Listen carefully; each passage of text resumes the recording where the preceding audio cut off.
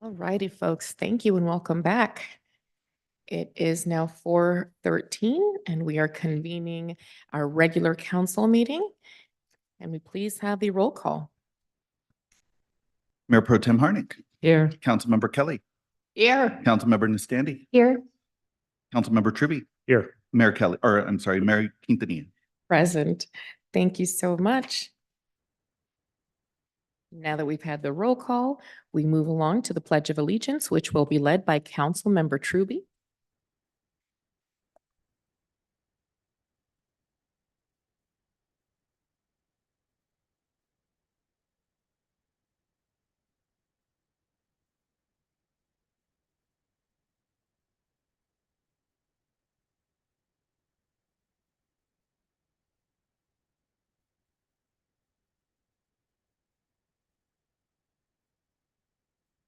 Thank you very much.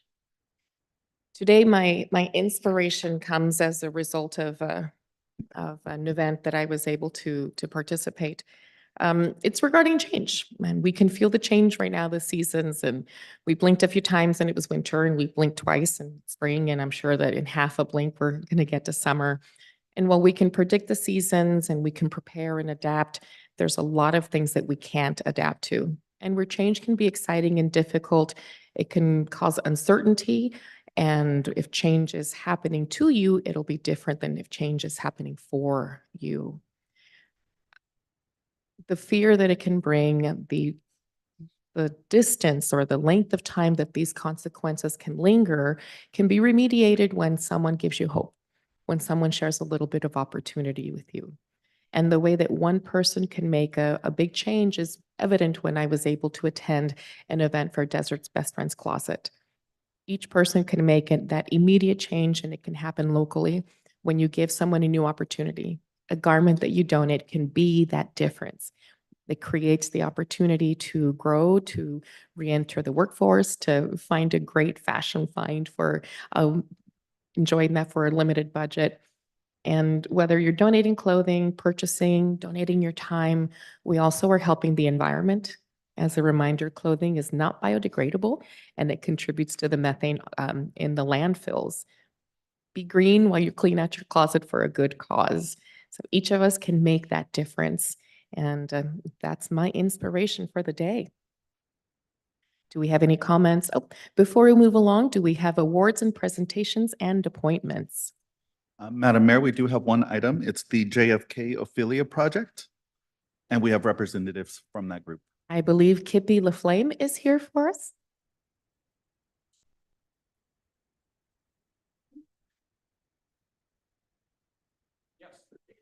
Well, Peter, you had changed your name, but now you changed it back on your way up here, I think. Thank you. Thank you, Honorable Mayor Quintanilla and Councilmember Trubie, Councilmember Harnick, Councilmember Nastandi, and Councilmember Kelly. We're excited to be here today. We've got our cheering section here in row 2 and 3. We're here to say thank you. We are here to say thank you to the John F. Kennedy Memorial for the John F. Kennedy Memorial's new roof. The CBDG grant that provided our new roof is, particularly through this last rainy season, has been spectacular. So thank you very much for that. But in addition to that, I'd like to tell you about the good work that's going on under that new roof. We improve the lives of the John F. Kennedy Memorial Foundation and the Ophelia Project of citizens of Palm Desert. Under that new roof is our pediatrician, Jasmine Ramos, who sees an average of 47 young patients every day. She has a 5,000 list of active patients in her practice, and most of those are Palm Desert residents. So that goes on under our roof. Additionally, we house a team of home visitation professionals who provide programs, training, and resources in postpartum care, in education to new families, provides differential response services in an effort to keep the families together, and teaching and training of parents with young children how to be better parents, all in an effort to strengthen families. All of these programs are offered in the city of Palm Desert and throughout the Coachella Valley. Under this roof is also the Ophelia Project, a women's mentoring program for adolescent girls from 8th grade to 12th grade. And we offer this program here locally at the Palm Desert Charter Middle School. We have some Palm Desert Charter mentors here, all volunteer women. And at the Palm Desert High School from 9th grade to 12th grade. These two schools are just 2 of the 17 schools in the valley that we are in. During this time, our mentors, we have 74 mentors, of which 29% of them are women from Palm Desert, double what our next city is. So again, that goes to the caring heart of the individuals in this city.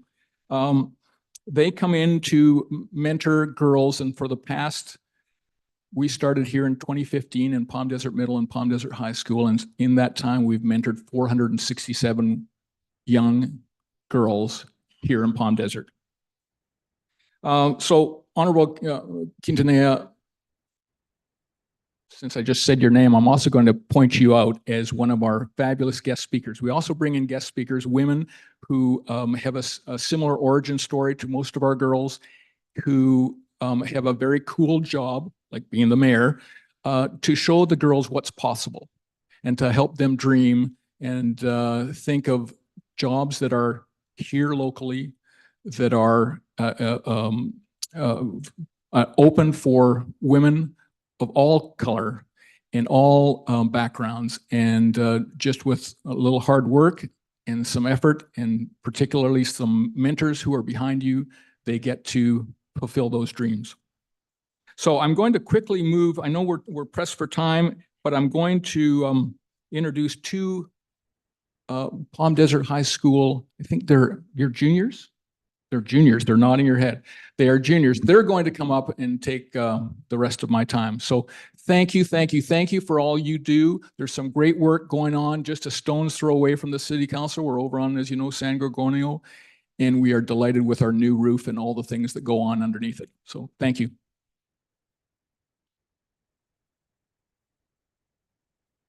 Thank you to all of the students that are present.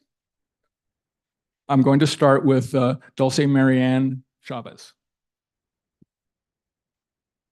Hello. Hi, Dulce. So I was asked here to come to talk about Ophelia. And Ophelia is a lot of things to me. Ophelia teaches me how to interact with our community. It shows me tools that I can use in my future and in my present to connect with everybody, but also to have compassion for everybody too. I think as a leader, which Ophelia also shows, we need to have compassion for everybody from all different backgrounds. So that is what Ophelia is teaching me presently. Ophelia is also showing me how to have a strong emotional force in myself, especially like with school and how hard and struggles sometimes it can be. It shows me discipline, love, and appreciation towards my teachers, my mentors especially, and everybody who has guided me along this path. Ophelia not only does that for me, but it does that to numerous young women who will affect our community one day. And Ophelia is so powerful and emotional. It provides a huge amount of support that I really appreciate truly. It also shows us our future community too. Ophelia offers community, service hours, and it shows me the future that I will once see. That's why I appreciate Ophelia truly. Thank you. Wow.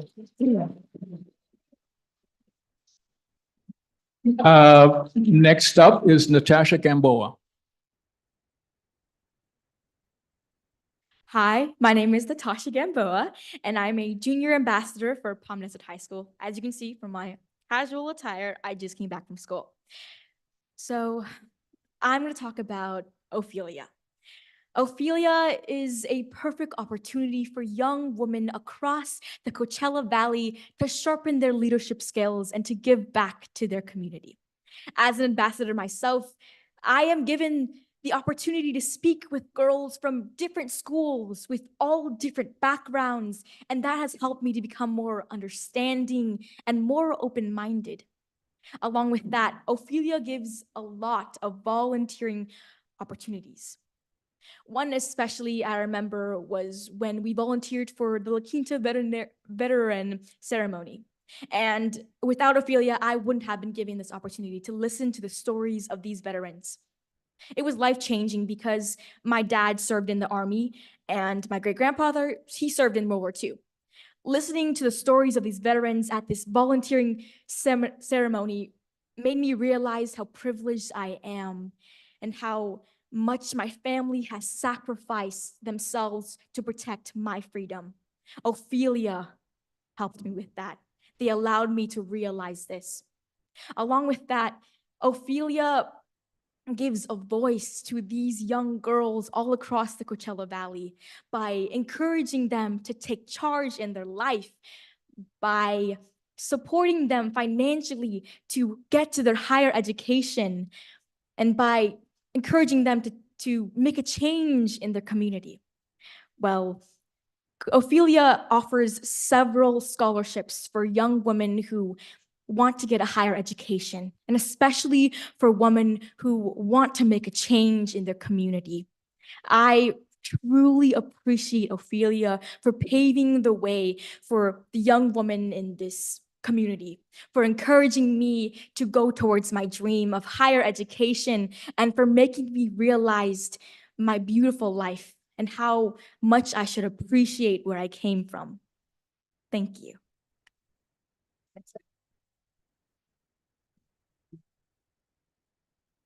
I just want to say a quick something because she's also the winner of our Rotary speech contest. Is that the truth? And Dulce, I want to say, you said you'll make a difference one day in our community. You're making a difference today. Thank you. Thank you all for your support. Thank you for our new roof. And we just continue to be excited to be working here in the city of Palm Desert with young ladies like this. It's just impressive, isn't it? It really is. Thanks.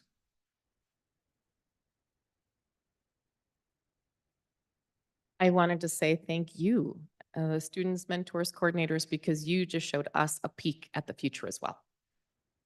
This is why we support. This is why we come and speak. This is why it was so emotional and powerful for me to go and to be present with some of the students, and why your thank you notes still hang in my office for the days they get rough for me. And I reflect upon my background, how far I've come and how to pay it forward. So this is a wonderful program. And if there haven't, if someone's thinking about it, please take this as the opportunity to see that you can make a difference. Just as I shared in the inspiration, you know, it just takes one person with one act of kindness. And if that's the only one that you're considering right now, reach out. You will make a difference. So thank you for all that you do. Now, as we get ourselves and gather back from the emotion and the inspiration, I would like to go back to our city manager, item 6. Are there city manager comments? I would like to invite Gary Schaefer up to talk about the library week very briefly. Good afternoon, Madam Mayor, members of council. My name is Gary Schaefer, Director of Library Services here for the City of Palm Desert. It's National Library Week, a time to celebrate our nation's libraries, library workers' contributions, and promote library use and support. The 2024 theme for National Library Week is Ready, Set, Library. This theme illustrates the idea that in our always online world, libraries give us a green light to something truly special, a place to connect with others, learn new skills, and focus on what matters most. Wherever one finds themselves on the roadmap of life's journey, the library provides an inclusive and supportive community where everyone belongs. The Palm Desert Library team cannot think of a better theme for Palm Desert Library than this year's theme, Ready, Set, Library, as we are 20 days away from occupying the building and 81 days away from opening it. Thus, Ready, Set, Library is our day-to-day life right now. We're so appreciative of all of you on council for your support of the library and all our colleagues here at the City of Palm Desert, as each and every one of them, and I swear it's every one of them, is helping this municipal library to become a reality. So thank you again for your support and guidance. Thank you. Nothing further, Mayor. Thank you. Okay. And following up on that, I think we don't appreciate our librarians enough. They're not just people that move their way up. It does take specialized degrees to become librarians. We have a national shortage. So as you're exploring career paths, please think about being a librarian. Do we have any council member comments, reports, or requests for action? Let's start on this end. All right. Following up on Gary's comments, actually, before I even realized it was national or is National Library Week, and actually it is also National Poetry Month. I saw there were two excellent events at the library this week that I attended. Monday, our poet laureate, Lori Davis, our city's poet laureate, gave a great workshop. And it was just wonderful to see. And in fact, she was joined by our junior poet laureate, Addison Jackson, who was recently appointed our city's junior poet laureate. I actually had the pleasure of coaching her at Xavier, and I can't think of a finer young lady to occupy that position. I am so proud and happy to see that. It was it's a great event. And then last night there was a author, Friends of the Library sponsored a author series. A gentleman, Palm Desert resident, Michael Fox, who wrote a book about Lew Wallace, who was the author of Ben-Hur. Excellent event. Again, just a great reminder of how valuable a resource our library is, how wonderful it is. And I'm really looking forward to Gary's work. And I'm sure there's going to be tons more of those types of events and programming moving forward. It was just really, really wonderful. Last Saturday, I had a chance to attend the Salvation Army Veterans Expo and in Cathedral City. And there were 4 honorees, both active duty and retired military, and their stories were incredible and inspiring. The whole event was really very, very moving. And I just really am grateful for the service of the veterans, of course, but also for the service of the Salvation Army for providing services for our veterans. And it was just a great experience. I'm very, very blessed and grateful to have gone. And it was a great day for the veterans. So, and that is it. So thank you so much. Let's ping pong and head on over this way. Councilmember Kelly. Nothing to share this evening. In in my energy and environmental meeting, and I guess it's apropos now that we've had our 3rd day or so of 90+ degree weather. It's getting hot out there. Anyway, our Southern California area is going to be getting about 200 million in grants from the federal government for what they call climate change. And I'll take that because here in the desert, it does get hot. And CVAG is going to be giving more information to all our cities. And basically, we're going to be able to apply for more tree planting, shade structures. They call it decarbonization of our homes and businesses. And what that means basically is there'll be grants to apply for energy efficient windows, doors, appliances, anything that helps keep your air conditioning running efficiently and your home cooler. So there is money coming our way. And again, CVAG will be giving information to our city manager and to staff to also share with our residences and businesses. So more to come. That's great. What was the amount that you said that has been? 200 million for Southern California. Wow. So we need to make sure we advocate for our share. That's great because FEMA at this time still does not consider heat to be a federal emergency that's covered. So that's great to know. Mayor Pro Tem? Thank you. Just a couple of items. The Southern California Association of Governments has adopted the Connect SoCal plan, which is the regional transportation plan and the sustainable community strategy combined. It is a planning document that plans for the future in the best way across Southern California. And when your projects are in that document, you are also eligible for more grants. And so that's always important to us. We made sure we got our projects in there, and I appreciate and thank everybody who We did a lot of public outreach, and anybody who participated, thank you very much. It truly does make a difference. I also want to mention that Visit Greater Palm Springs, which is our Convention and Visitors Bureau, is now launching an element up for economic development for our valley. And they've done a tremendous job for tourism, and they see the nexus between tourism and high-paying jobs and people living here. So I'm excited to see what they'll be doing. It's a very data-driven organization with a lot of energy towards making this region better. And we'll see what they do. Thank you. All very exciting things. First coming up is Saturday at Freedom Park at 11 a.m. Coffee with the mayor, and our very creative staff have titled it, "This is how we brew it." So that's kudos to whoever created that. Last few days, I attended the DAP Chase Awards as part of the board for the RAP Foundation. And it's a reminder that the DAP serves everybody. DAP Health serves everyone. It is, they've adopted the Borrego healthcare system, and where there used to be called the Desert AIDS Project, that is no longer the name. It is DAP Health. They are there for everyone. We, Councilmember Kelly and Councilmember Truby and I attended the ribbon cutting for La Dolce Piccola, a gelato establishment and bakery on El Paseo. Translates to the little sweet one. So that's a place to go get to meet your sweet tooth.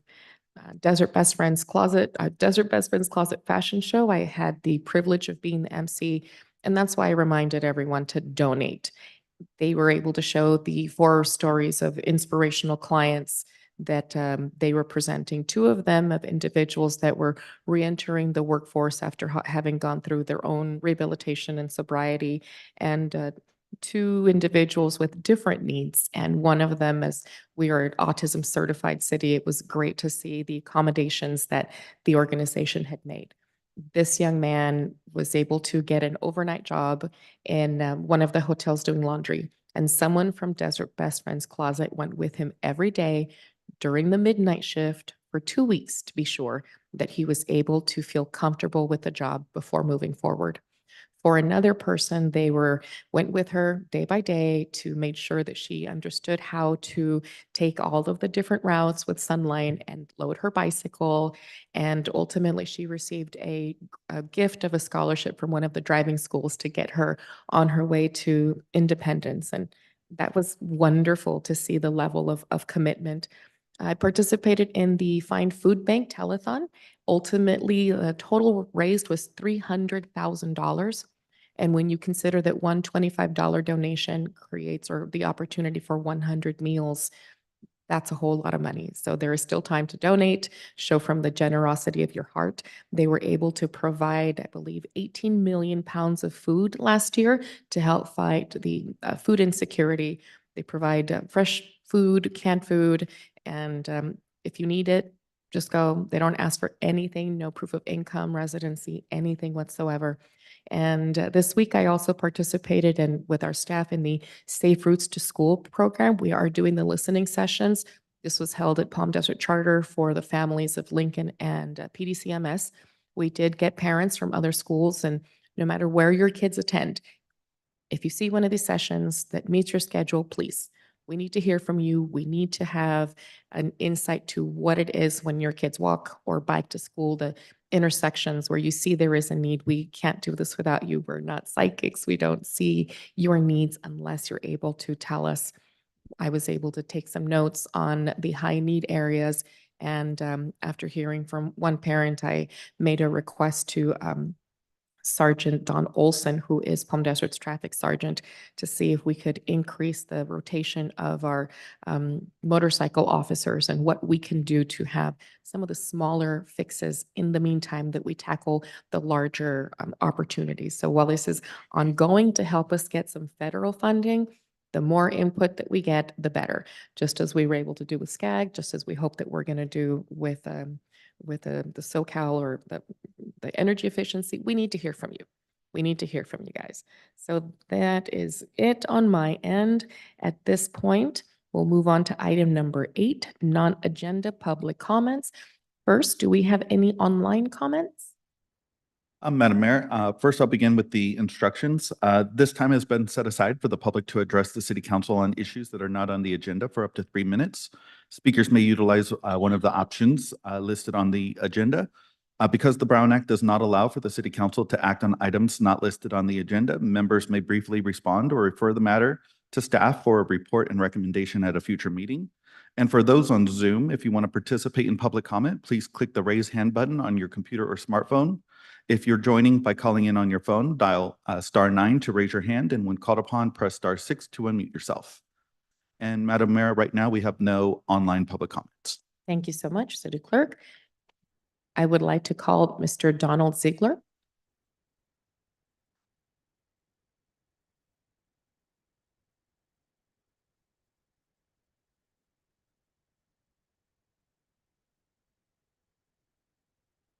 Hello again.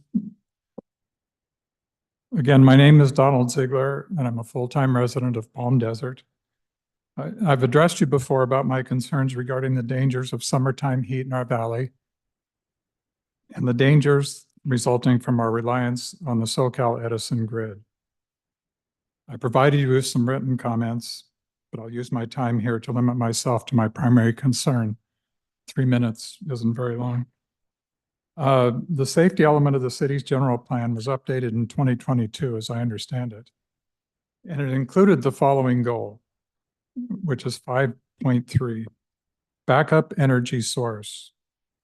And the goal is to obtain and install backup power equipment for critical public facilities to ensure that they are functional during a power failure that might result from extreme weather, which is what I've been talking about for several months now. This is a safety goal that the city has had in place for at least 2 years. So I think of all the responsibilities that the city has, the safety of its citizens should be at the top of the list. So I urge you to take the first step to prepare our city facilities for the inevitable coming event when the Edison grid fails during a summer heat wave. Identify an appropriate city facility, maybe the city hall complex, just a fire station, and make it power resilient. Just take the first step. And don't do it by just installing a gas generator. Utilize modern technology with batteries and solar panels so the facility can run for days, even with the grid down. You might even use, I know you're looking at a climate consultant, so maybe by hiring them to help, you can get grant proposals from FEMA or the Department of Energy or the state of California. CVAG is offering money now that can provide money for this situation. I know that there's a boatload of money out there. The federal government, the state government, all these agencies are trying to find prototype projects that are presented properly, that are meaningful, and that can prove the concept so that when it's done and it's done properly, it can show other people how to do it. So it seems that the power and heat resilience, they become major objectives at all levels of government. And I think it should be one at this level. We live in a city that is probably more in danger from a grid failure than anywhere else in the country, probably in the world. It gets really hot here. And if the power goes out. At this time, I would let you know that your 3 minutes are up just as I cut. And I know everybody you off have. at 3. Got to keep it fair. I Fair enough. appreciate your comments. Thank you. Thank you. I appreciate you. Our next public comment is from Mr. Brad Anderson.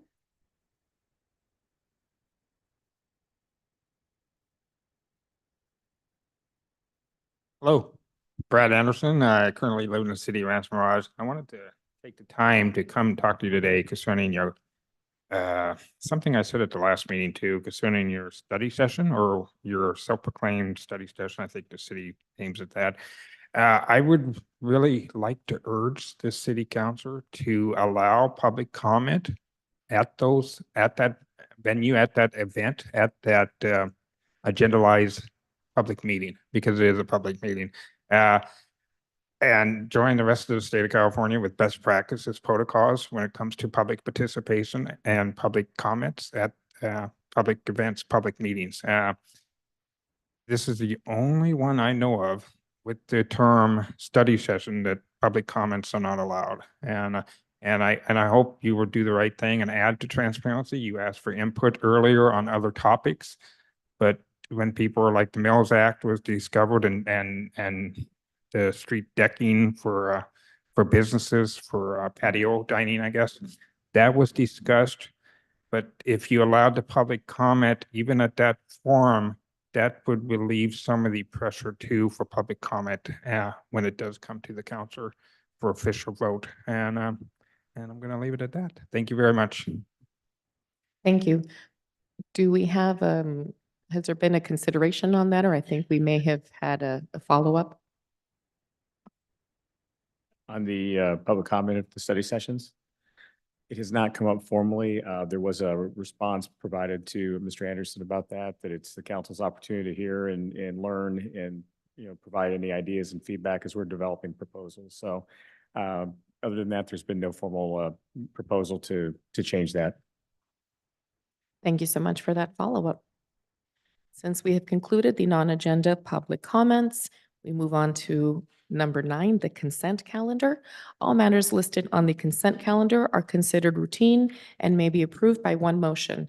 The public may comment on any of the items on the consent agenda within the 3-minute time limit. Individual items may be removed by City Council for separate discussion. I have a series of comments here that are on the consent calendar. Oh, no, these are agenda items, not consent. Does any motion, recommendation, or anything pulled from consent? I would like to pull item 9I as an igloo.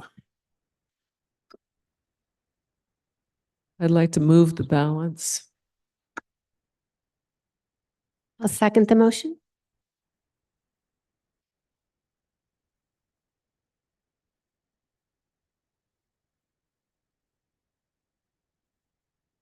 Motion passes 5-0. Take it away, Councilmember Trube. Okay, just one, this just stuck out to me a little bit, and I just wanted to give city staff an opportunity to explain it or expound on it. So the original contract for these capital improvements was approved in January of 2023 in the amount of $750,000. Here we are 15 months later, and the dollar amount being asked is up to $4.5 million. So I just want to give staff a chance to talk about how we, came to this 6 times figure and what that all entails. Thank you. Sure. It's actually a very good story. So a couple of years ago, we worked with council to put in place a program that essentially pre-qualified certain vendors that went through our processes to help us get caught up on the facilities projects that were backloaded quite a bit.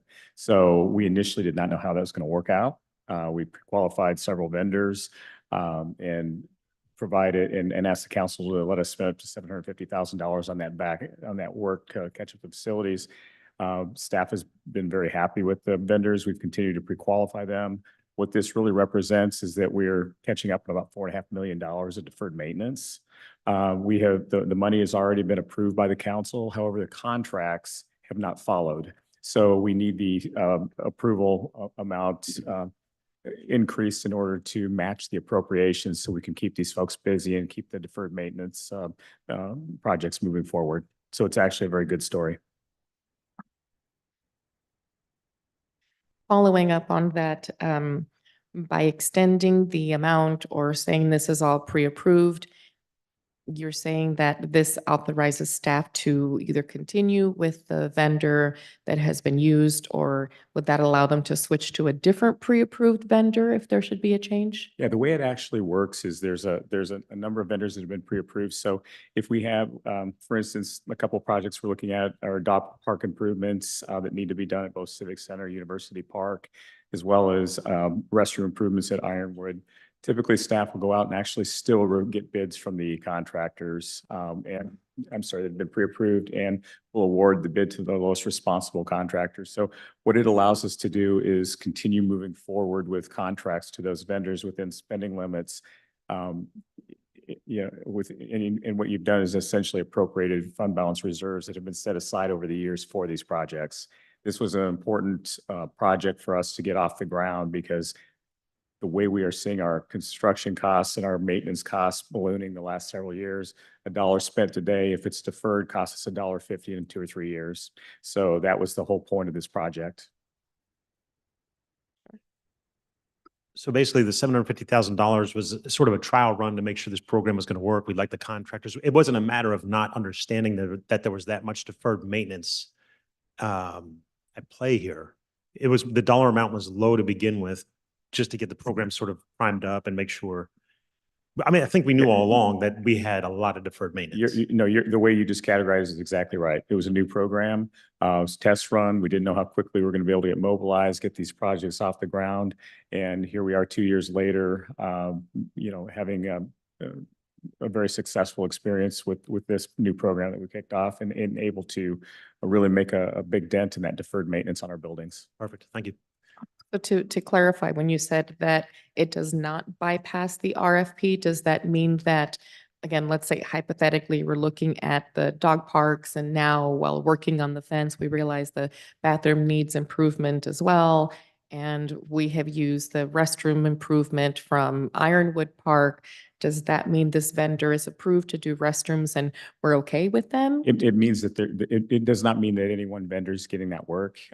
There's a pool of vendors that have gone through the city processes, have been pre-qualified. So we've got their history, their insurance paperwork, and they are actually bidding on that work and getting it done. So there's actually a pool of vendors that we are using, not just one.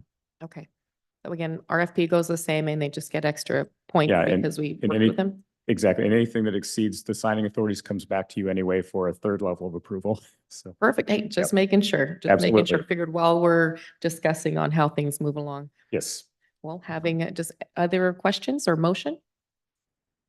Move to approve. I will second that.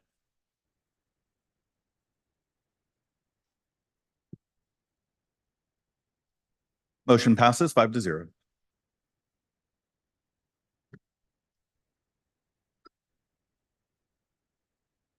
Got to get myself organized here. Item 10, the action calendar. The public may comment on individual action items within the 3-minute time limit. Speakers may utilize one of the 3 options listed on the first page of the agenda. The first item, 10A, introduce an ordinance relative to the purchasing system and public works contract and making findings under CEQA. Who will be bringing the presentation forth?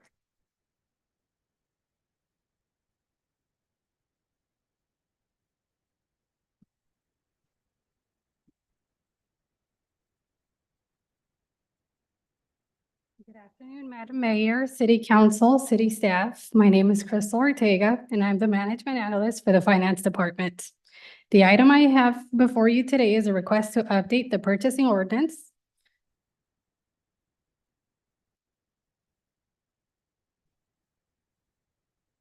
Over the last year, city staff has pinpointed areas for improvement and enhancement in our procurement processes.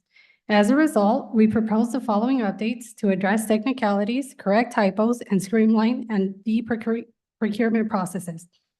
To begin, staff is requesting to update sections 3.30.060, public projects, 3.30.070, contractual services, 3.30.080, professional services, 3.30.098, material, supplies, and equipment, which sets the minimum procurement level at $10,000. Given the recent, staff is requesting this update, given the recent rise in the cost of goods over the past year.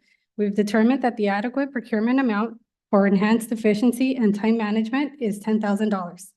This adjustment allows department heads to allocate more time to addressing urgent needs while streamlining the overall procurement processes. Next, we're requesting an update to section 3.30.160, exceptions to procurement methods, clarifies the requirement processes to make it easier for departments to procure routine, recurring goods and services. Examples of this include pest control services, HVAC maintenance services, paint and janitorial supplies, This would include vendors would be required to apply to be on our pre-approved vendor list. They must provide pricing annually and will have an aggregate threshold that should not exceed $25,000 per fiscal year. To follow, an update to section 3.30.090, materials, supplies, and equipment. Proposed changes will make it easier for departments to obtain informal quotes for procurements of $75,000 or less, especially for services in which there are very few vendors servicing the local area. These examples include installation of pool pump equipment, emergency generator services, and custom signage. This allows the exception for, or adds the electronic bid platform exception as an acceptable means to solicit quotes, allowing staff to document reasonable efforts made to obtain proposals, including that a notice was posted for not less than 3 business days, and that there were no other vendors to solicit proposals from, or that they solicited to other vendors and one or more of them declined to provide a proposal. In addition, we're requesting to update section 3.30.1.160 exceptions to procurement methods, technology exception, which adds a new exception that allows for continued licensing of key software and hardware systems. The addition of the technology exception ensures uninterrupted service, delivery, and operational effectiveness for software and hardware. Finally, we're requesting to add a non-discrimination policy that adds a new policy to seek and ensure vendors who provide goods and services to the city follow non-discriminatory practices in employment and subcontracting. The addition of the anti-discrimination policy ensures that individuals, including vendors, employees, and subcontractors, are treated fairly without bias. In sum, by adapting these changes, we are streamlining processes, reducing administrative burden, increasing efficient resource allocation, and aligning with the city's strategic goals to focus on long-term value, such as progress, innovation, and community welfare. Staff is available to answer any questions.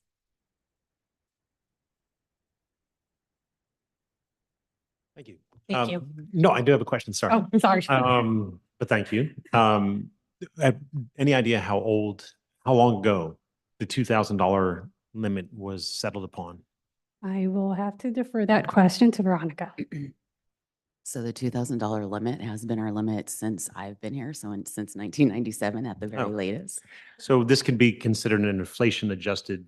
Absolutely. I got you. Okay, thank you. Any other questions? Seeing no other questions, I'll entertain a motion. Move to approve. Oops, second.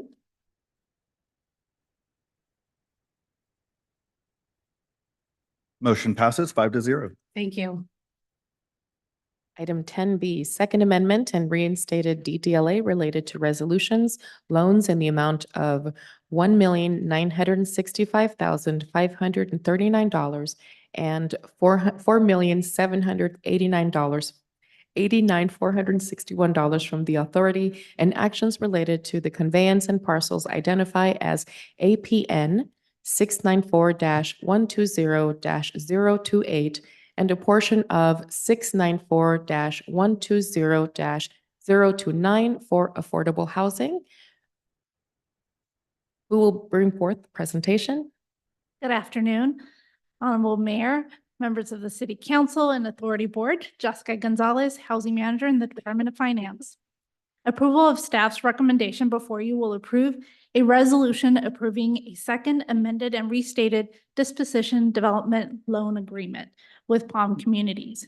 The agreement is related to the conveyance of an approximately 10.49 acre property and construction of 239 affordable housing units plus 2 manager units. The city is participating in this agreement as the owner and the authority as the lender. The proposed agreement before you consists of the following changes: modifying the project back to a 2-phase development. The city will be selling the site to the developer in 2 phases at a total purchase price of $3,425,000. Authority loan will be reverting back and being increased to $6,755,000 from the authority's low and moderate income housing asset fund. The affordability restrictions will remain unchanged, however, it will be divided between the two phases. City will receive payment for the land when each parcel is conveyed to the developer.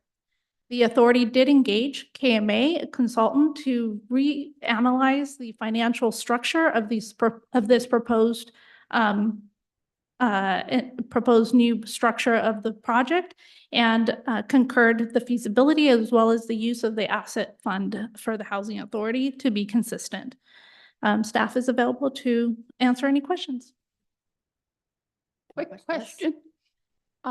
Ms. Gonzalez, could you feature if this is correct? I know we've changed the puzzle pieces as we've tried to accommodate the developer's needs. Is it correct that the current arrangement has the same economic impact for the city as the originally approved agreement? That is correct. That it essentially is the original it's reverting back to the original agreement that was considered back in 2022. So if I can sneak in a comment, I made this comment yesterday at our housing commission, but I want the public to know just how hard our city housing department and finance department work to make good new housing available in the city.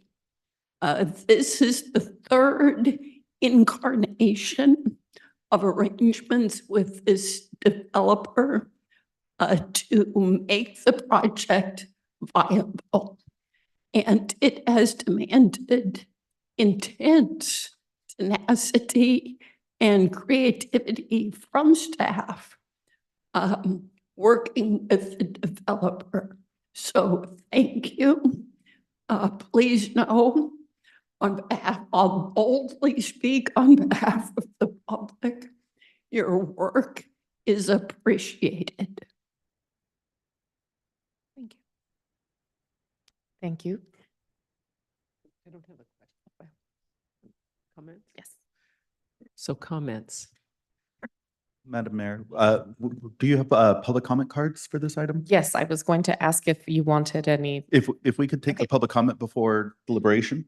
Perfect. Okay. Thank you. Let's see, we've got Carlos Garcia. Will Mr. Garcia step forward?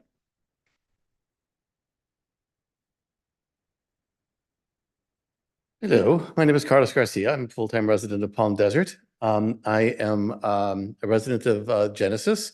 So this particular community is very close to my home. And we have several concerns about it. Partly, one of them is the removal of a half acre of our park that goes to this developer. We're not happy about that, specifically because even though we are, I am certainly a big fan of affordable housing, and I appreciate all the effort that everyone has been putting into this, but there are some things that are impacting our community directly because of that half acre removal from the park. They basically putting the, designing the parking lot that was supposed to be for our Millennial Park from Technology Way to really the corner of Gerald Ford and Dinah Shore, which basically is right across from our community. We feel that that will negatively impact our community and our property values. So we are concerned about that. We're also concerned about the nature of this loan. It just seems like it's an awfully good deal for these guys. 55-year loan. You know that in 55 years, this company will not exist.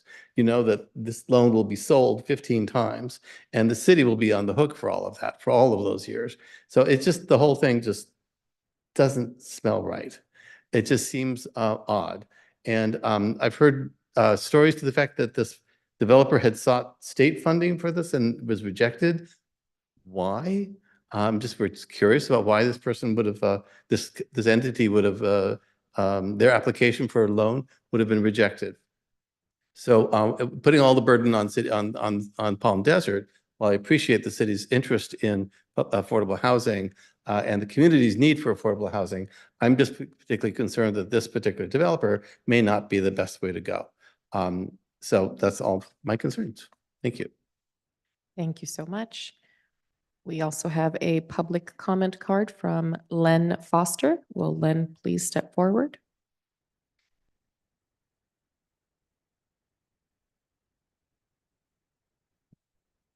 Good afternoon, Honorable Mayor, members of the council. Len Foster, a member, a resident of Palm Desert for 5.5 years and of the Genesis subdevelopment.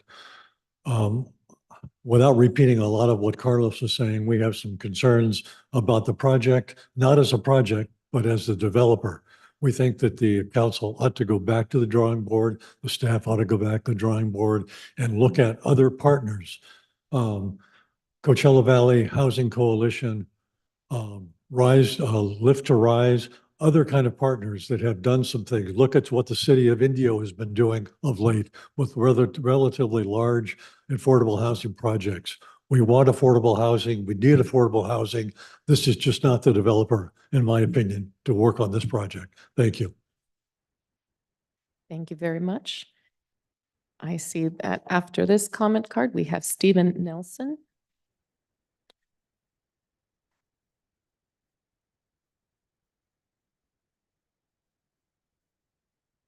Honorable Mayor and City Council. I was at the first community meeting as it relates to Palm Communities. And we had a very succinct conversation about money and the funding sources that were available to Palm Communities. We discussed money, tax abatements from the state, and several funding sources. But at that meeting, we did not get into the fact of a loan that Palm Desert would be affording this company. As it's mentioned, a 55-year, 3% interest loan. I don't think any of us could get that interest today. And with our current financial condition or proposed financial position for the future, I would strongly urge the council to revisit this financial arrangement. It does not, we've been through several iterations of this contract, as it was mentioned. We first saw it in 22. It's now, by my calendar, we're in the middle of 24, first part of it. And then we're going to be living with construction for quite some time. And now it's being asked to be phased out, which will increase the time of construction. While we all support public housing, or affordable housing, or workforce housing, I should say, I think we need to revisit the selection of a developer. It's not just the developer creating the apartments, but I think we should look at an all-inclusive solution where we provide not only a place to live for our working public, but a place that offers wraparound services to support their children, to support the membership as a whole, and improve their lifestyle to graduate into the home of their very own. So I say this in closing, for financial reasons, we should reconsider this. And I think we should reconsider the selection of a developer that has a more global wraparound approach to affordable housing and workforce housing. Thank you. Thank you very much. Now we have Dan Horn.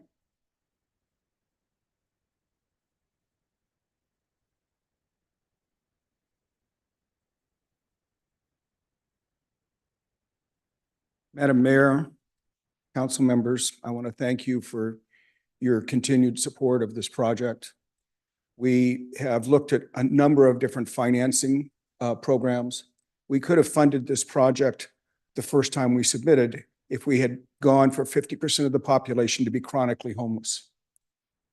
I don't feel that that's an appropriate population for this location. So we finally figured out a way with the county assisting us with about 50% of our units being covered by project-based vouchers.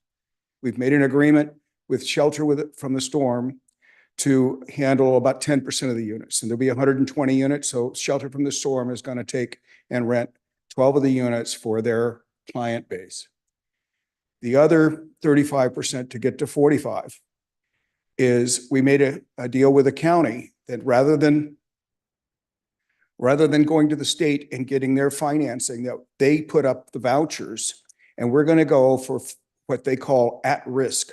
So these are families that are living, that are couch surfing or living in shelters. There was 1,000 families counted last year in that position. So we've altered our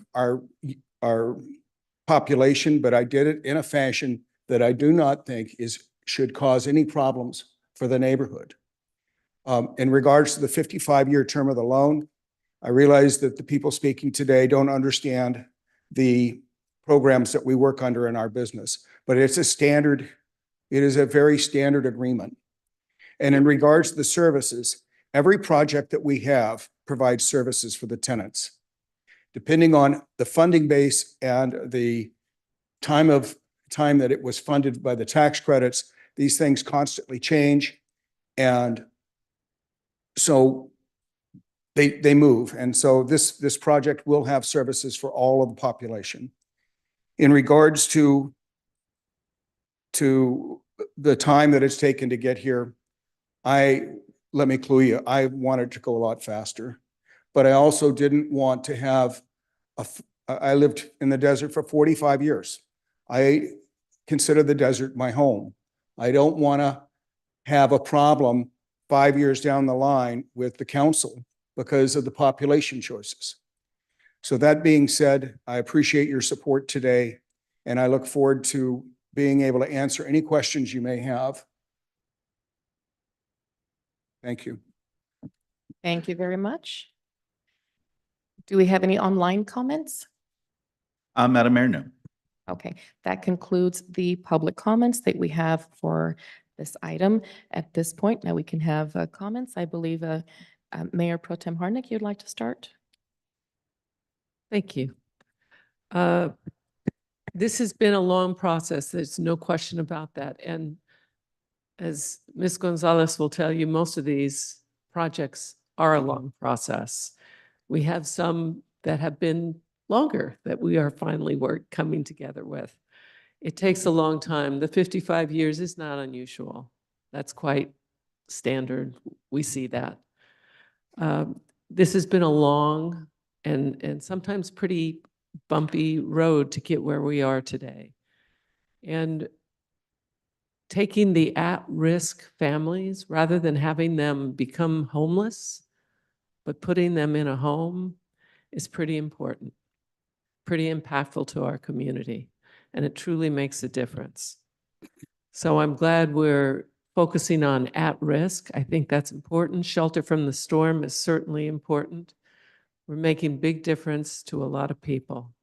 The workforce housing and that protective housing is important to our communities. And I'm really glad that we've taken the time, that we've gotten this far. And I just look forward to that being built and making sure that we have a safety net for these community members, for our neighbors. Thank you. I hit it. Yes. Okay, yeah. And I'll just add to what Mayor Pro Tem Harnick said, and I'll just use the example of the 1,000 at-risk families. Let's say we as a council decided, okay, we're going to cancel this developer and we're going to start all over. We're talking years. And what happens to those 1,000 families, and for what good cause would we stop this project when we're so close to the finish line? And these families need a home, and the sooner we can get the homes built, the better. Time is of the essence. And again, we did say a 55-year loan is normal in this industry. And the fact that it takes credits from the county and the state, that just doesn't happen overnight. It takes months, maybe even years. And I know that sometimes affordable housing development gets denied, or they didn't earn enough credits, and it'll go to a community in Los Angeles because it's a bigger metropolitan area.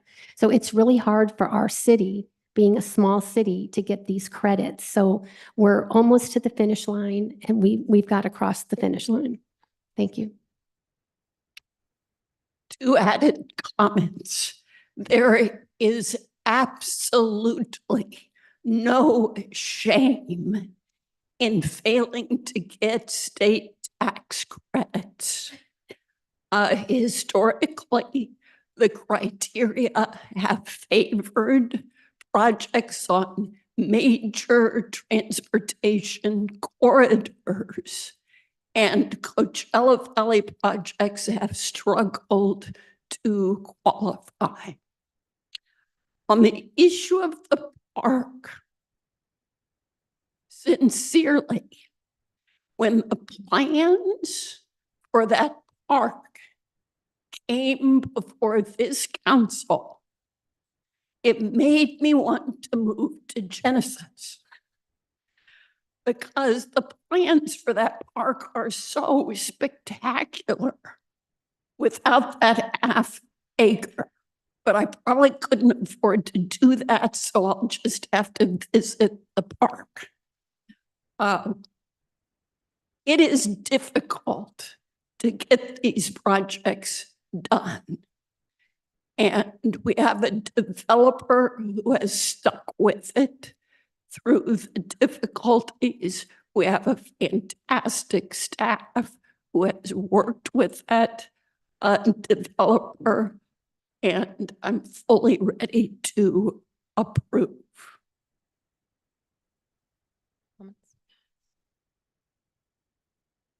I second Councilmember Kelly's comments almost to a T. Thank you. Okay. For me, I see, as we have mentioned, the need, the crucial need, the undeniable need for workforce housing. And as somebody who did grow up with, I wouldn't have known what the poverty levels were because we didn't know those numbers. So I would have, in fact, even today, I would qualify for extremely low housing. We need quality housing from developers that people can trust. People that are currently at work that can't come to these meetings have reached out to me and said that they have lived in communities with this developer and that they have not been satisfied with the quality of life, with what was promised, what was delivered, and there being a great discrepancy. Again, no one is denying that we need housing, but is this the right partner? There is a long process, but are we going to look at, we've come this far, we need to finish quickly, or are we going to give people the housing they deserve? Housing is a quality of life. Housing is a human right. But are we going to say, just because it's a right, we're going to toss you in here, or we're going to be sure, just as we've said, Palm Desert is about preserving quality of life and offering a quality of life that is affordable at various price points. Quality of life. That must mean different things to different people. And I'm just speaking on behalf of individuals that, again, cannot be here, that have lived in communities by this developer and have asked me to vote no. I'll move to approve. I'll second.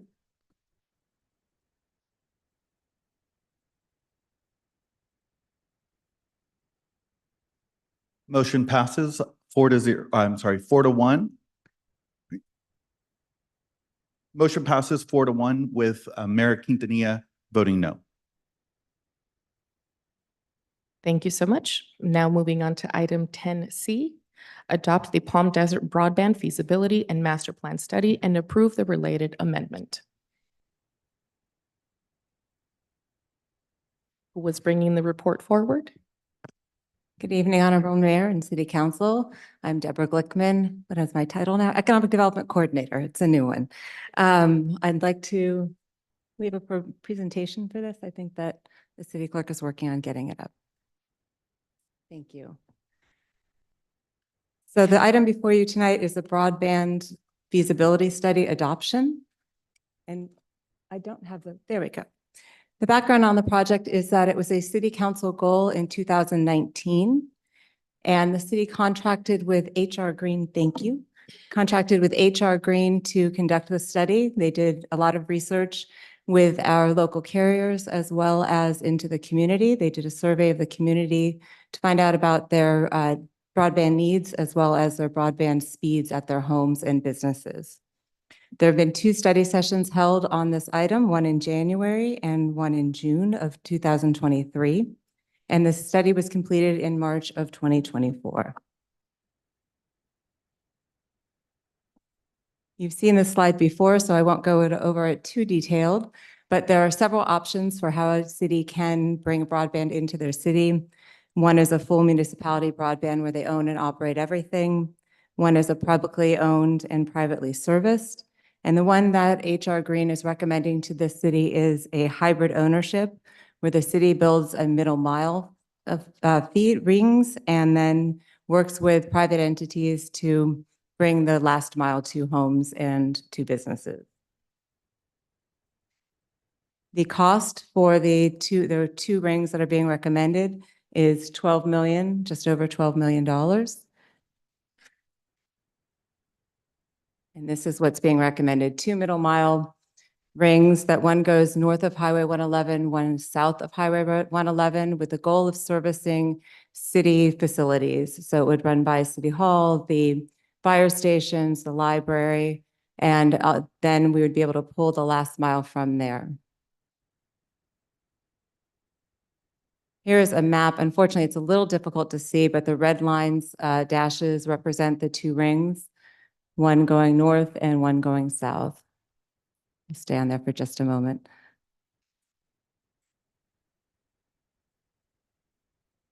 There are funding opportunities for broadband out there. We have researched just the very basic of the funding opportunities, but if we move on to the next step, we'll delve more deeply into grants and start applying for grants. There's also the opportunity of bond and loan funding, and there are several state and federal programs that we can tap into. We have had a couple of entities working on broadband in the community. One is called Netley and also Ubiquity. They are a private utility provider that has approached the city and said that they will be bringing fiber to the city and want to work with the city to follow the broadband master plan as much as they can, but they intend to bring broadband to the residents as well as to businesses. Additionally, the Coachella Valley Association of Governments, CVAG, is working on its own study, and they're looking at the Coachella Valley as a whole. And so they want to complement the studies that are already being done. And they did talk about the possibility of sharing some fiber.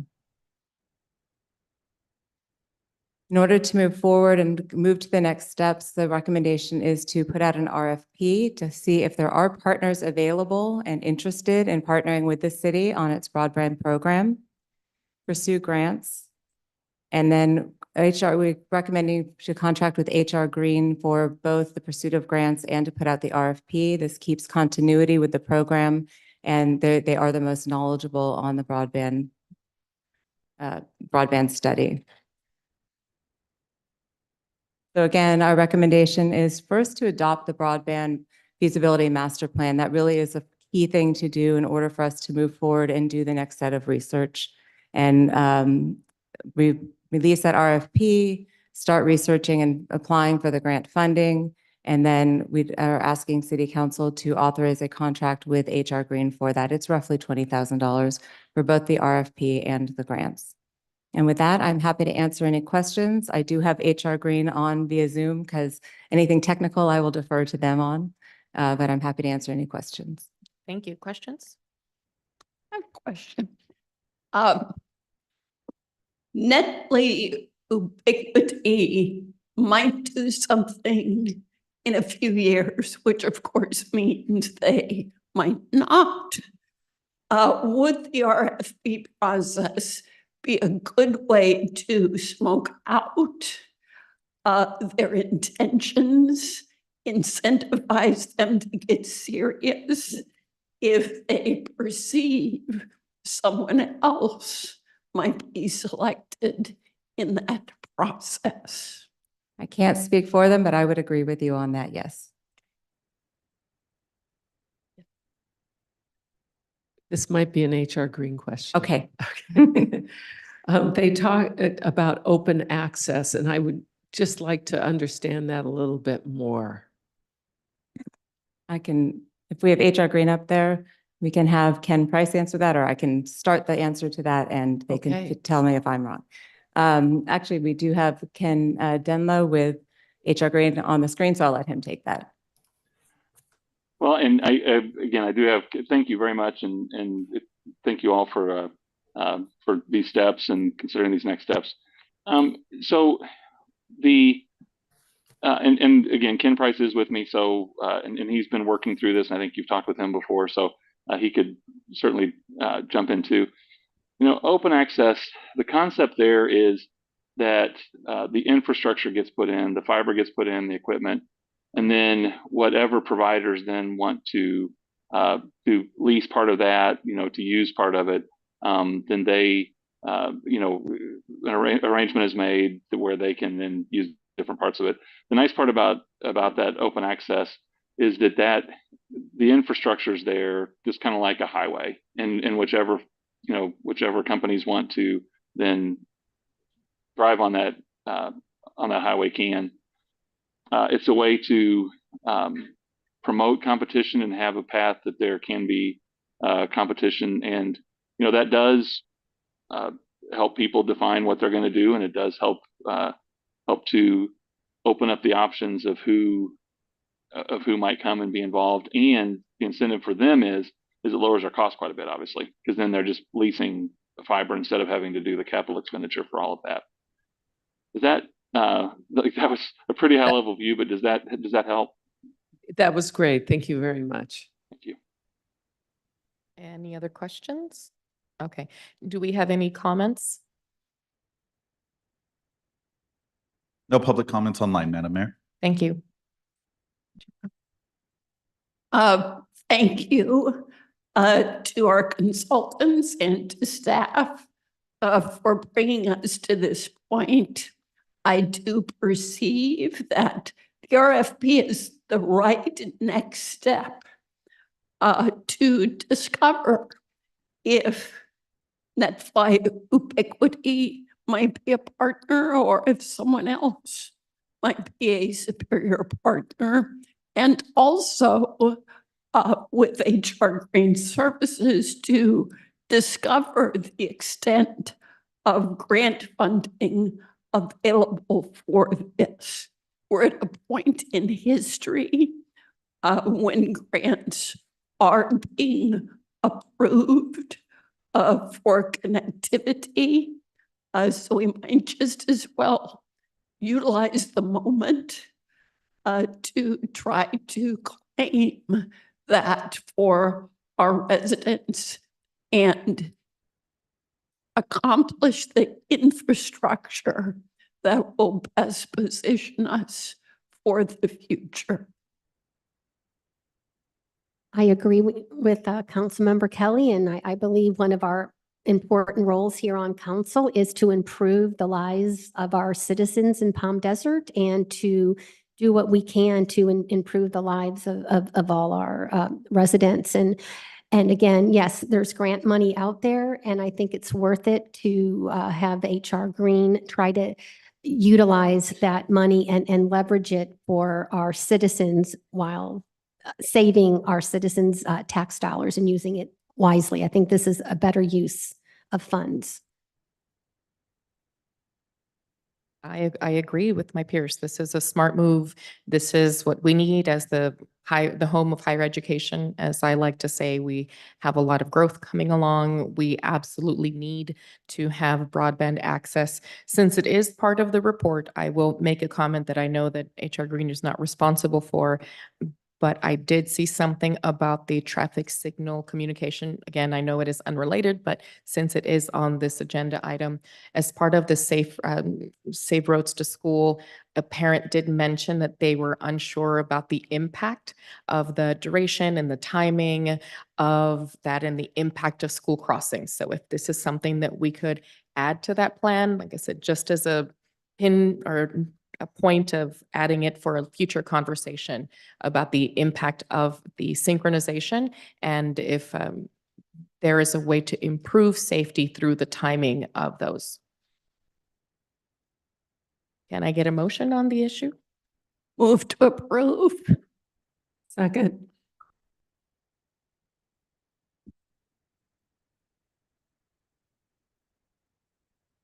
Motion passes 5-0. Now we see item 10D, adoption of a resolution establishing the procedures for the appointment of the mayor and mayor pro tem.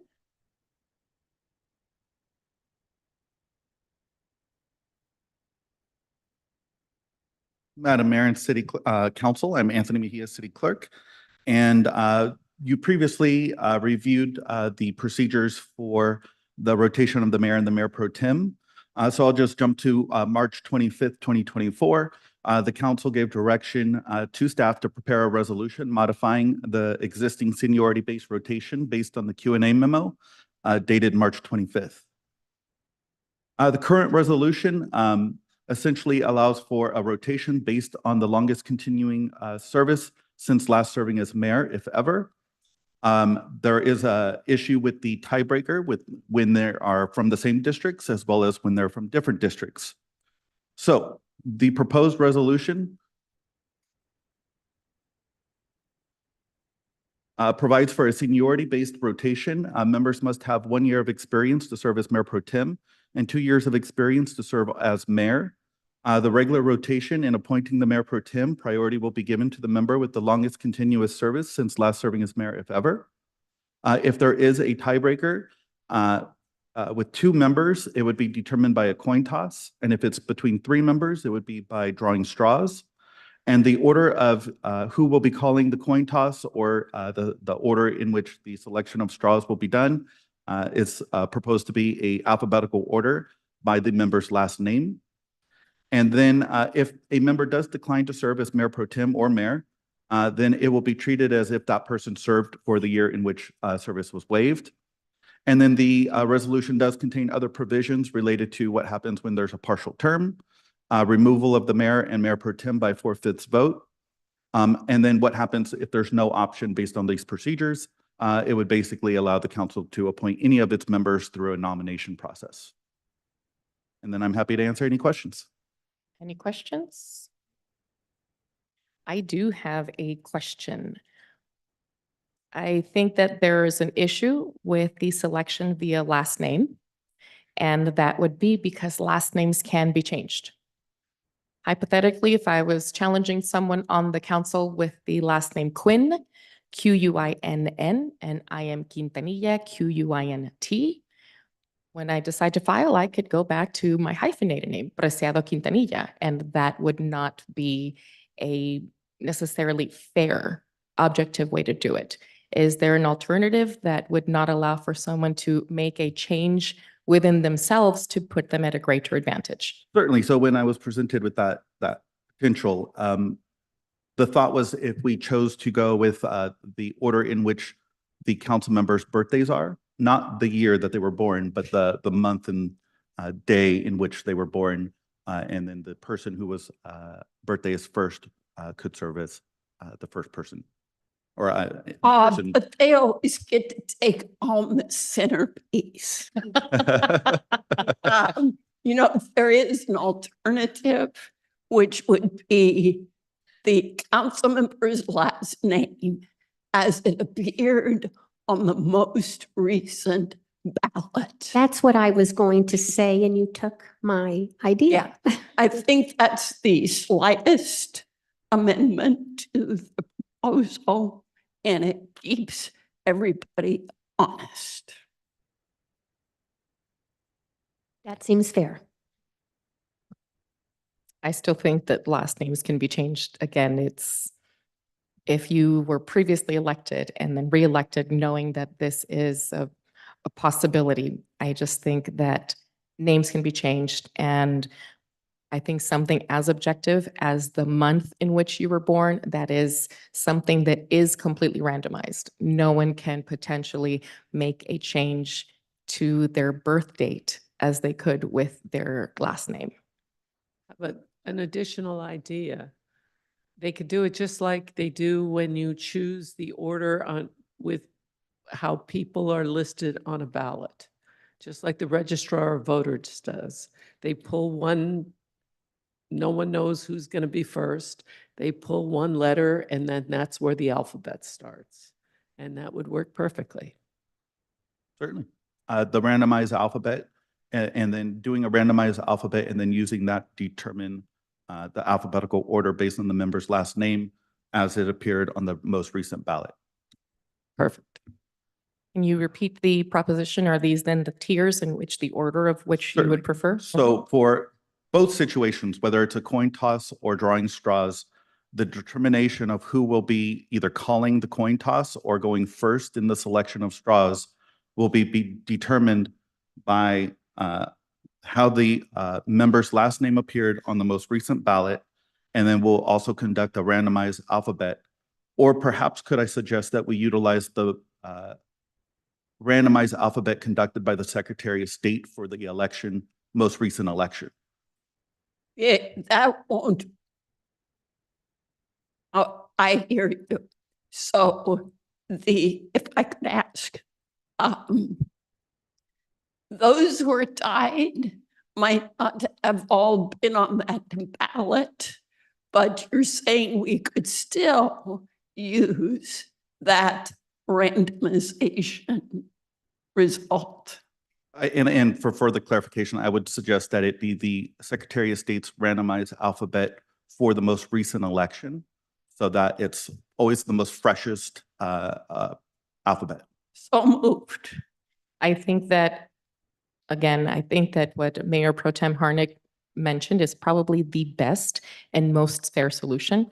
Whatever the registrar's place, that is an entirely random issue. Again, if I were to look at running for reelection in the future and I were to decide before I file or at any time, I would then go back and change it to my grandma's maiden name that starts Acevedo.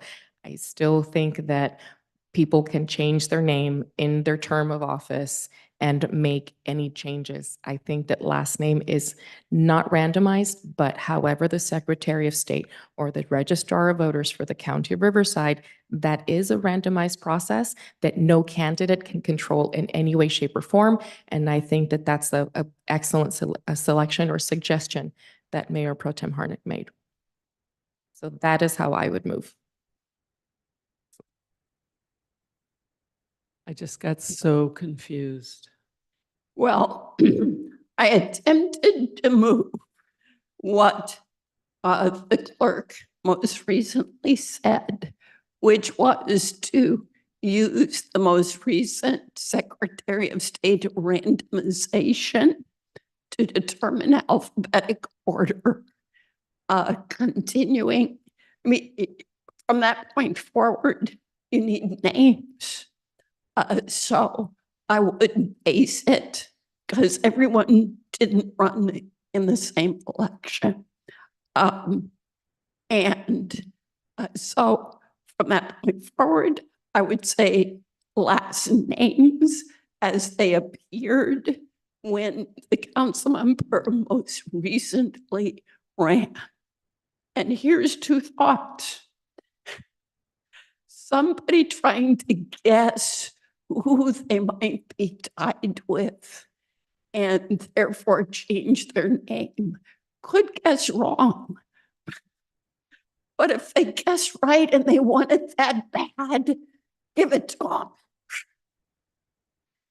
Hypothetical solutions that we must prepare for when we're making and setting policy. So my motion is to use the Secretary of State's most recent randomization to determine the order utilizing council members' last names as they appeared when each person most recently ran. Second.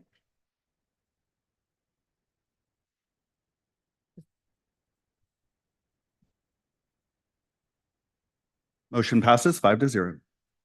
Do we have any public hearings? Item number 11. This would be introduction of an ordinance to adopt, oh, hold on, let me open up the public hearing. Item 11A, introduction of an ordinance to adopt a zoning ordinance amendment to the implement residential of mixed-use objective design and standards and making a finding of exemptions under CEQA. Who brings this report forward? Thank you, Honorable Mayor and members of the City Council. Nick Maloney, Principal Planner with the Planning Division.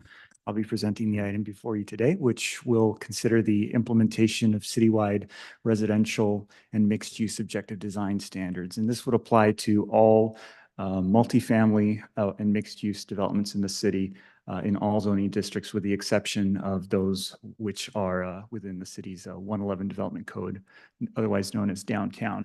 So this item was previously brought before the City Council on March 14th. And although the City Council approved generally of the design guidelines, there were requests for modification, which necessitated that the item return to the Planning Commission for reconsideration and a recommendation to the City Council. So the item was taken back to Planning Commission and heard on April 2nd, and the Planning Commission did recommend approval with some comments.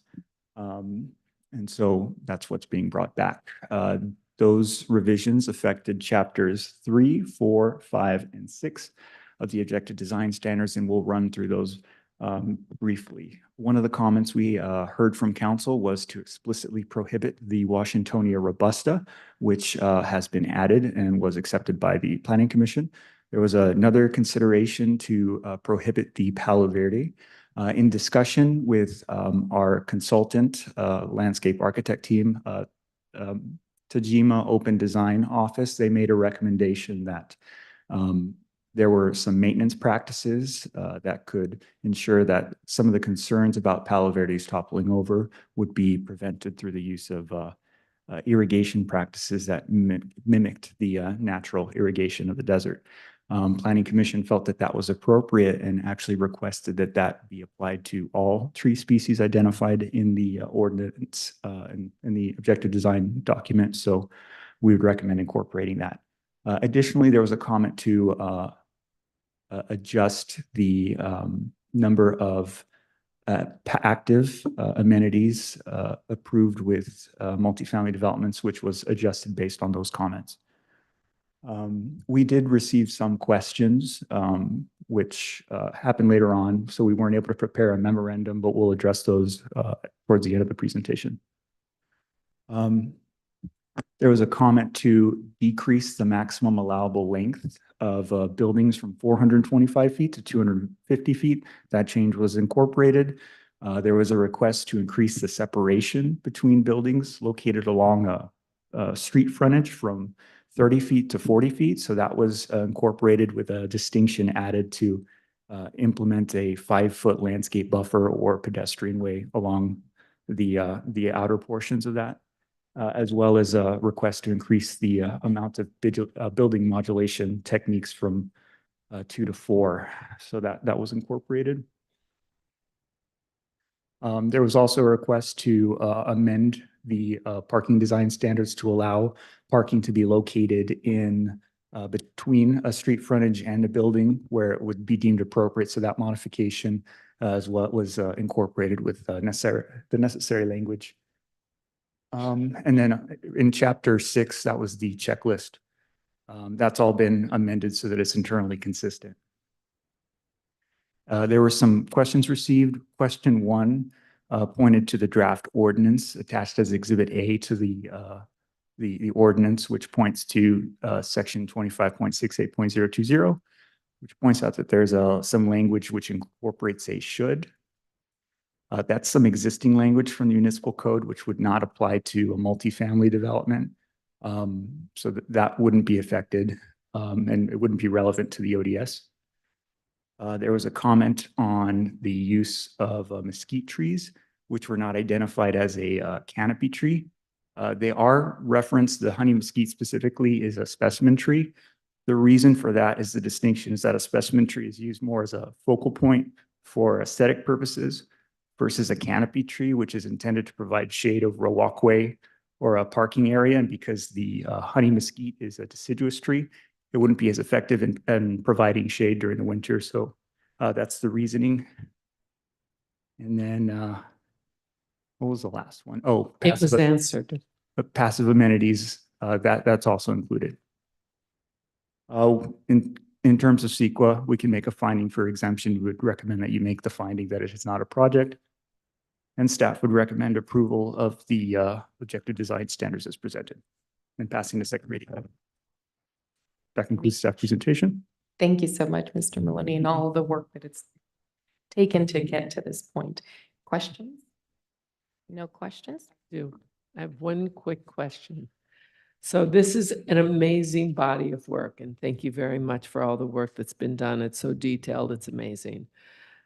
Now, we're human, so we may have overlooked something, and if something comes up in one of the projects and we go, we missed that. Are there any prohibitions on updating this document? Do we have our hands tied in any way if we come across something that we look at and go, we should have done that differently? No, I think we can acknowledge that it's a living document and it can be updated at some point in the I just future. needed that assurance. Yeah, Thank you. that can happen. This is really great work. Thank you so very much. Any additional questions? Okay. Do we have any comments? No public comment, Madam Mayor. And since there are no public comments, any council Oh. comments? Yes, you have one card. I do. My apologies. This is Mr. Donald Ziegler. Please come forward. I do apologize.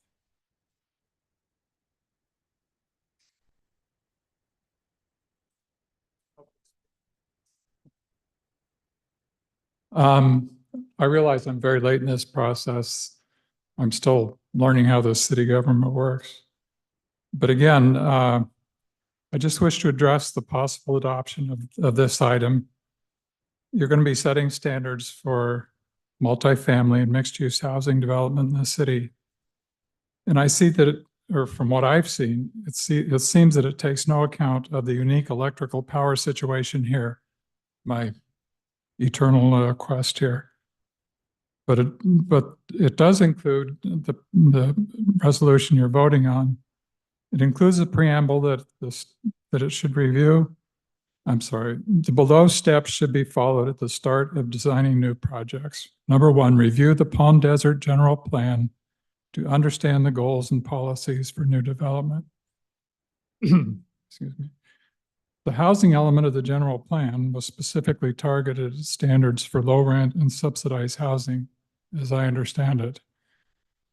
There's a policy 12 in that plan that says the city should encourage new technologies and passive solar site planning for new housing. So I believe if this policy makes sense for housing managed by the city, why shouldn't it apply to new development of multifamily and mixed-use houses overall? As a resident of the Valley, I find that adding new developments to our community that only add to the load on the grid is inexcusable. New developments should be adding surplus solar and battery power back to the grid, and as well as ensuring a safe home for residents in case of a power outage. I believe that Policy 12 could help achieve that if it were added to the resolution that you're about to vote on. Again, I understand I'm very late in the process, but I just wanted to make sure I got that comment in. Thank you. Thank you so much, Mr. Ziegler. Any online comments? No, Madam Mayor. See no public comments or online comments. Any comments from my peers? Should we close the public hearing? Thank you for the reminder. Do you have a comment? I do. Thank you for the public comment. The issues you're raising are vitally important. They are outside the scope of these particular standards, which go to building and architectural issues.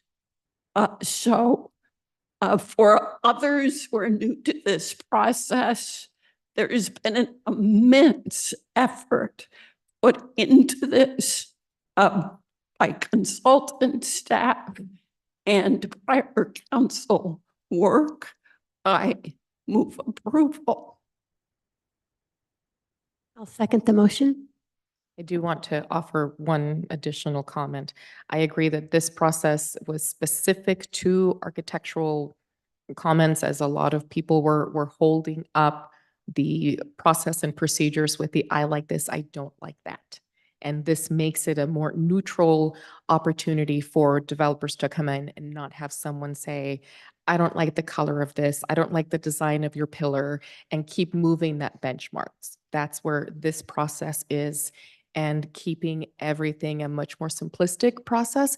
But I wholeheartedly agree with you that as we incorporate future plans, we do need to look at alternative sources. But I hope that clarifies of where this standard came in from a whole different element. So with that, do I have a motion? Yes. Okay, perfect. Thank you. Motion passes 5-0. Having concluded our public hearings, do we have any informational items? Seeing no informational items, at this point, I would adjourn at 5:49 p.m. Go forth and be well.